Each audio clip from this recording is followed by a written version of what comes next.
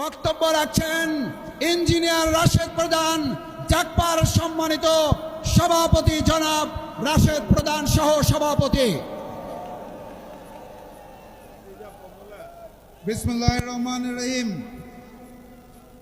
বিক্ষোভ মিছিল পূর্ববর্তী সংক্ষিপ্ত সমাবেশের সম্মানিত সভাপতি, এখানে উপস্থিত 11 দলের শীর্ষ নেতৃবৃন্দ, 11 দলের সর্বস্তরের নেতৃবৃন্দ, আমার সামনে উপস্থিত সমবেত জনতা, মিডিয়ার ভাইরা, প্রশাসনের লোকেরা, সবাইকে জানাই সংগ্রামী সালাম এবং শুভেচ্ছা।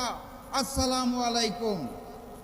একই সাথে একই দিনে দুইটা ভোট হয়েছিল। কয়টা? একটা সংসদ গঠনের জন্য, আরেকটা সংস্কার পরিষদ গঠনের জন্য। একই দিনের একটা ভোটের শপথ তারা নিয়ে বলেছে হালাল, আরেকটা শপথ না নিয়ে ম্যানেজ ভোটে জয়ী হয়ে বলতে চায় হারাম। একই দিনে এক ভোট যদি হালাল হয় তাহলে আরেকটা হারাম হতে পারে না। 70% জনগণের হ্যাঁ ভোটের রায়কে যারা অস্বীকার করে বেঈমানি করতে চায় তাদের স্থান এই বাংলার মসনদে হবে না ইনশাআল্লাহ।